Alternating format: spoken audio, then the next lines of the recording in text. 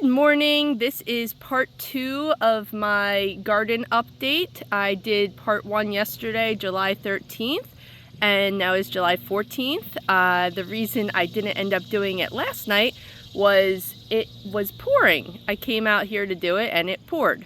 So I wanted to actually start with the parent coleus because I did talk about the babies from this yesterday, how one had gone really green and the other was really red. So this is the original plant that I had taken pieces off of. It does have, of course, a grass I'll have to take out here later. But you can see overall how this one's looking. And then one of the babies for it is right there. And that's the one I did in part 1. All right, coming along here. So this is the peas, and I just picked one of the peas off of here. And the peas were mixed in with acorn squash. So you can see the acorn squash is getting a little crazy here. I have a little sneaky part here that I'm going to have to get my twine and get to go back in where it belongs. But overall, it's looking pretty good. I prefer not to have the acorn squash type stuff in the middle of my garden because it gets a little crazy and unruly. Honestly, I would love to get some of those, the cattle panels that go over, but I haven't found anyone yet who can transport them because I can easily get them from Tractor Supply 15 minutes from my house, but I can't get them to my house. So therein lies the problem. All right, coming along here, we've got a big weed here. I hate these things. Here's the parsley that my mom had gave me, and that's getting nicely established now. And loud plane going overhead. Let's come around here. Oh, so I want to talk about these right here. Yesterday, since we just got a new watering system, we decided to test out how the watering system's doing by putting these measuring cups out, which will tell us how much water the system's getting. And as soon as I finished putting these out, it poured. And you can see how much it poured. It poured for well over an hour. I don't even know how long it went last night. But the garden definitely got a good watering as all of these cups seem to be full. And as I walk around the garden, I did want to see if any have lower amounts of water than others. And I actually see one. So I want to come around here real quick. So I want to see if spots like this are getting water. And clearly they are not. And that explains why my tomatoes under the sunflowers here are not doing so well, because they're not getting the water they need. So the ground here is actually very dry. You can see it's like dust. So that is something I'm going to have to figure out what to do with. And maybe I'll just remove any tomatoes on this side because they're a lost cause if they're not even getting watered at this point. Speaking of the sunflowers, they are absolutely huge now. Let me come around this way, try not to step on. I had to move a mint, and the mint is actually really huge now. So the sunflowers here, we've got the like 10-foot sunflowers. All the sunflowers are looking fabulous. I did cover this yesterday. Okay, so this bed over here, another full cup. So my bok choy is looking really good. I had actually recorded a video last week and ended up not posting it. But in the video, I was saying how all the leaves here were all chewed up, which was the cabbage moths, those white butterflies. The white butterfly cabbage moths are pretty destructive of anything that's in the like broccoli, cabbage kind of family. And apparently they also like bok choy. And I did find one of the caterpillars on here. And since the plants were pretty much at a point where I wasn't using them anymore, I was like, I'll leave the caterpillar alone. And it looks like he's done his thing and moved along because all the leaves are actually looking fabulous now. When I actually wanted to use these about 2 weeks ago, I barely could find usable leaves because they were all full of leaf miner damage. They were full of caterpillar damage, and I think I managed to find like 2 leaves for the dinner I had that actually used bok choy. They are going to seed now, which I don't really care because I don't really use it that much. I I had Hawaiian week with the kids and it used bok choy, but I might try it out since I have some good leaves, finding a recipe. The leeks here are kind of falling over at this point. They are going to seed as well. The actual leeks themselves don't really seem to be in a place where I could use them for dinner. So I'm going to allow them to go to seed and I guess just harvest the seeds and see where we go from there. They're kind of falling over from the weather we had before that was really windy. They kind of went crooked and never really fixed after that. So here are our bush tomatoes. If I realized how compact they would actually stay, I would have gotten them for the kids' garden because I love the size of these. And as I'm talking to you, there's actually a tomato hidden right there, and a good sized slicing tomato. Looking over here, we've got a nice size eggplant. So be careful of eggplants. You will notice right here is a thorn, and they really hurt to grab. So be careful, there are thorns all over eggplants. So actually there's another one there. Do not grab your eggplants without gloves. If you've never grown eggplants before, I have warned you. I actually got stabbed by one yesterday for getting they had thorns. Here's another cup with water. That one's getting plenty of water. We've got tomatoes all over the plant under here. So these are the, hopefully, hybrid purple cherry tomatoes. They do look like it. And I'm seeing tomatoes all over the plants under here. We had a basil. So I've planted basil twice. And this is the first one I've actually seen come up. It was so bad that I contacted Burpee, who I got seeds from, and they sent me replacement seeds that I need to plant. I just got them a week ago that I need to get in. But yeah, that's the first actual basil I've seen of the 2 batches of basil I put in, which is kind of frustrating. I found a mint growing along the fence over on that side, and I put it in a pot. Let's see how that goes. The sunflowers over here are looking beautiful, and they have lots of pollinators all over them, which is always good. Here's more over here. So these big ones here are volunteers from last year. This one is also a volunteer from last year. The ones over in this part here are ones I've planted, and this is kind of like a chocolatey brown, like a reddish brown color, which is funny because I specifically tried to plant purple. So yeah, I'm gonna check the package on that, but I'm pretty sure I planted purple because I bought purple because my mom's like, oh look, let's put some purple ones in there. And no, they're not purple. Moving over to this area here. So these were the mystery tomatoes that were volunteers from last year. It looks like the majority of them are going to be cherries, so I'm actually disappointed about that. I really did want some slicing tomatoes, but it does look like one down here is slicing tomatoes. So let's see. Yeah, we've got a couple kind of stuck together here, but yeah, they're slicing tomatoes. So that's exciting. Happy to get slicing tomatoes. Coming along over here, the estiva is looking really good. I've got lots of good looking tomatoes on the estiva. And let's see if there's anything on the black crim today. I did see something last time we checked. I'm getting like under the tomatoes here. I'm gonna smell like a tomato. I don't see where the fruit is for this one. I'm gonna have to check that later because I don't see any sign of fruit from the black crim. Oh, what is it? I'm seeing a cherry tomato, I think. No, actually. Oh, that's interesting. So this is the estiva right here. And this branch I'm following along looks like cherry tomatoes, but I think it's just really small estivas. But then like over these here, these are definitely cherry tomatoes. They're just really small. All right, I am having a hard time walking because there is a plant blocking me right here. So fun. Let me come around this side because you're not gonna see much on this side. Oh my goodness. This was not here yesterday. This is a branch of my sunflower, which just got blown over from last night's storm.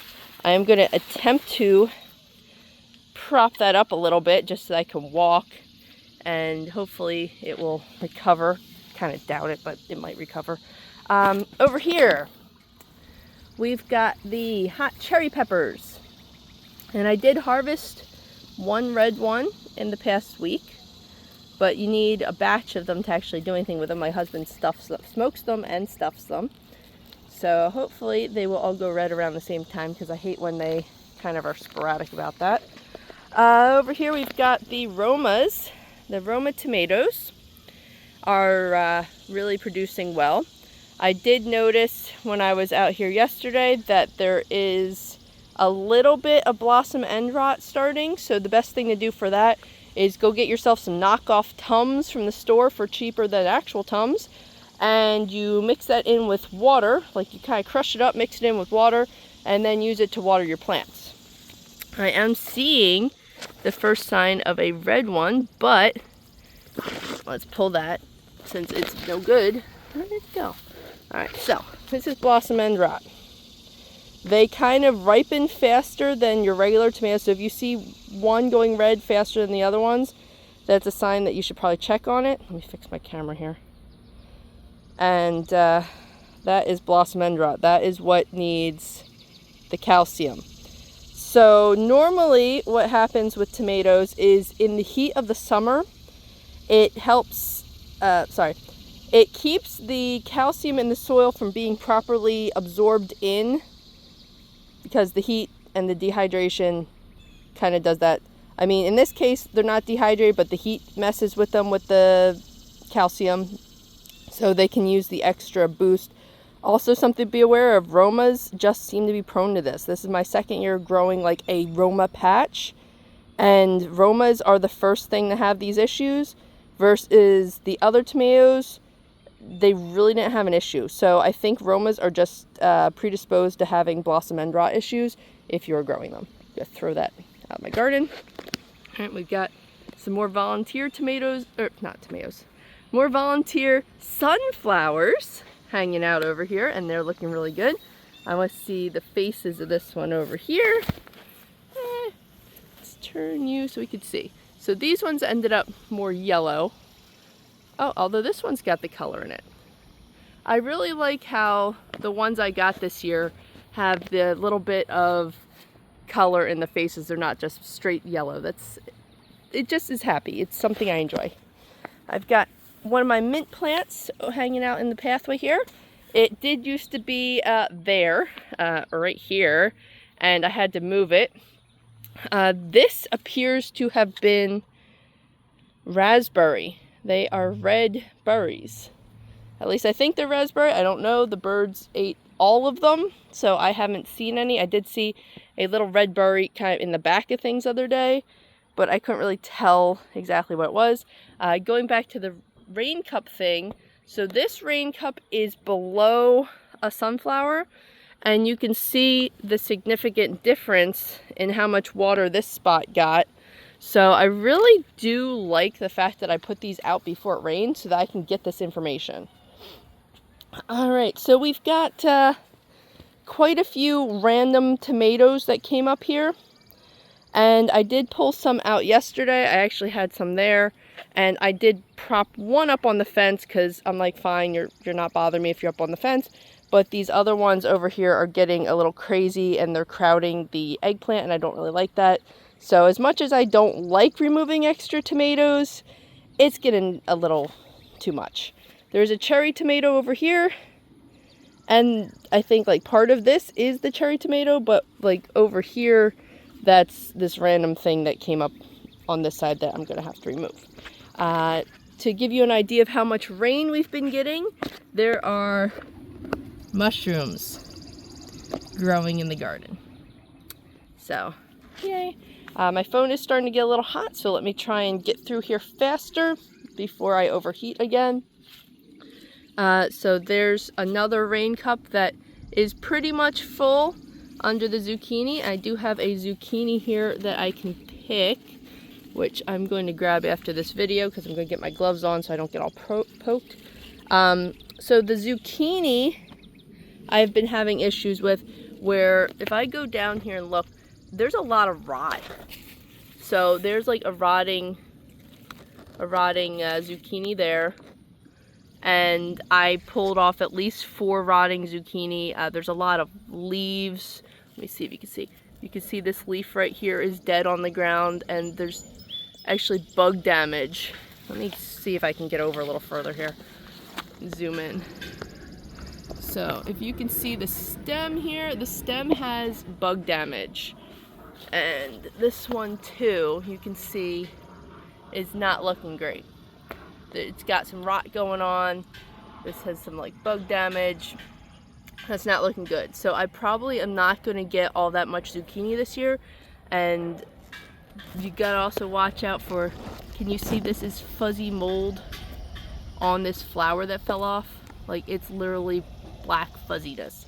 So there is too much moisture in this bed, and it's not drying out properly. And you're gonna have to, if you have zucchini, like really watch underneath and remove that rotting stuff, remove the dead leaves, because that's gonna help keep things healthy under here. The more rot you have, the worse it's gonna be. I think that's a little spider right there. At least I hope that's a spider. I don't want to find more beetles, squash beetles. It's just not what I want to find. I am seeing cucumbers. Let's see, can you see? This cucumber right in there.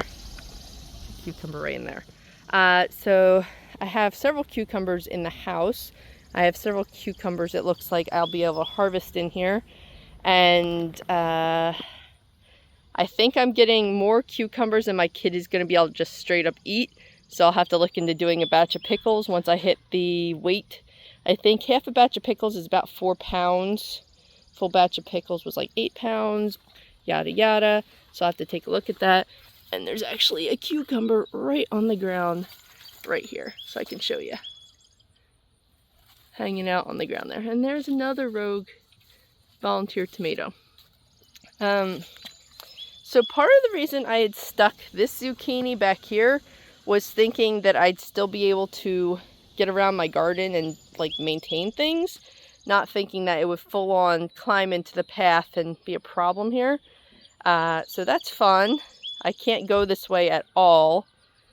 So I'm gonna have to clear out this way so I can go around the back way so I can get to cucumbers, or get the cucumbers this way. Actually, I think this way that I was just clearing out yesterday. Yeah, I'll be able to get the cucumbers this way. As long as I don't step on my thing right there. Yay, I can get to cucumbers this way. And there's the cucumber I was just showing you. And here's the cherry tomato I was showing you that's kind of in here. And there's lots of cucumbers like hidden in here that are ready for harvesting. So, oh, there's a really big one down here actually. Oh, be careful, cucumbers also have thorns. Oh, look at the size of this thing. That's a really heavy cucumber actually. So once I get off this video, I am going to come through and do a little harvesting of the zucchini and the cucumbers because they are getting big, and that's awesome. And that thing is at least a pound. I can tell already. Okay, oh, we have a little hidden pepper in here. I forgot this was in here because it's so blocked by everything. Let's see if it has any signs of growing anything yet. Oh, all right, there's another rogue tomato. I'm just gonna put it on the fence to get rid of it later. Let's see here. This pepper is showing signs of budding here, but I don't see any actual peppers on it. This is some kind of a spicy pepper. Oh, here's this whole tomato here. This whole tomato is just gonna have to go. This was a volunteer that I put cage on just to contain it, and it's unruly, and I think I'm gonna have to remove it just because of how unruly it is. It's really in my way. And this used to be a bok choy, which has also been kind of smothered. Oh, I just heard the cucumber fall. It made me jump. Yeah. Let's move along. I think I've covered everything in here. I'm trying to make sure I didn't miss anything like between yesterday's video and today. Okay. So, Oh, something I was going to cover, the sunflowers here, the lean of them. So if you see the sunflower, it's supposed to be this angle here, and you can see how much it's leaning, and the one back there is leaning even more. It should be more like this, and it's really leaning. So that's part of the reason why the things on this side are not getting water, because this entire row of sunflowers is significantly leaning over. Let me pause this for a second and show you from a distance. Okay, so I've backed up quite a bit here, and you can see how much they're going that way versus they're supposed to be going straight up. And what should have been tomatoes on both sides is now a lot of tomatoes on this side and not much on that side, because they're not getting water. So there are tomatoes on the right side, but they're little scrawny things because they're not getting any water and they're not getting any sun. So I might have to remove them just because they're not going to produce anything this year anyway. Oh, while I'm standing over on this side, the fig I've relocated over here because it was getting massively crowded out, sitting next to the acorn squash, which from this distance you can see it's on the path. I actually tied it up after that first video, so I've cleaned it up and it's on the fence, and I will show you the other side of the fence before I get off of here. And the pineapple is looking way better. So it's got lots of green leaves. I'm not seeing so much of the brown leaves as it was before. It looks like it's making some new growth in there. So this is looking really good, and it's absolutely huge. So I think I said before it was like a 20-something inch pot, to give you an idea of how massive this thing is. Okay, before I get off, going past the oregano here, I did want to show you the outside of the garden to show what is going on with this. So I think I did talk about in the spring, one of my first videos, the reason I had put this acorn squash over here was with the intention of using the fence as a trellis for it. So I did tie up this piece yesterday. This is actually twined up so it will stay up here, and that is being encouraged to go along the fence. This piece here is starting to kind of go down, and I'm going to encourage that to go along the fence this way. So I will get twine and twine that up in a little bit. This piece I did bend slightly, but it looks like it's recovering from being bent yesterday. And this one is going to go along the fence, and you can see female flowers. So this one's easy to see. The female flowers right there, you can see it's got the little nub, which will be an acorn squash. Oh, speaking of which, there is actually a big acorn squash on this, which is under there. Let me come around to show you. So while I was tying this up last night, there is a whole acorn squash right there, sitting, hiding behind my giant green onions. So I thought that was really funny that I started moving. I'm like, wait, what's that green thing? And there's an acorn squash like the size of my hand right there that is borderline ripening. It's green, very green all around. I don't know if I can see it from this side at all. Oh, if I move this leaf, you can kind of see it. So that, once it gets a little bit of color on it, then I can harvest it. Move this stupid invasive thing. So you can see that's pretty big. And the fact that I found it hidden behind the green onions was actually what was cracking me up. Last, I have a volunteer sunflower that came up in the rain garden, as I call it. So this is actually a drainage area. There is a drain right there that goes underground. There's another drain there connected to it, and it goes all the way out to the bottom of the hill, which then drains into the creek when we have flood waters, because like this whole area kind of drains over to here. And in this drain garden area is a volunteer sunflower. So I thought that was pretty funny. I did have issues with rabbits sneaking under my fence. So this side here has some fencing, but I'm gonna have to get some more fencing and fill. There's actually a big hole here, and I saw baby bunny just like hanging out in there, and my dog was going crazy because she could see it and not do anything about it, blah blah. So I'm gonna have to rabbit proof the garden. I'm gonna have to pull some of the weeds over there so that I can put down some fencing so I can keep the rabbits from just walking in. And yeah, that's so fun. And let me show you an overhead of the garden before I sign off today. All right, so this is poolside. You get an overhead view of the garden, which I love this view.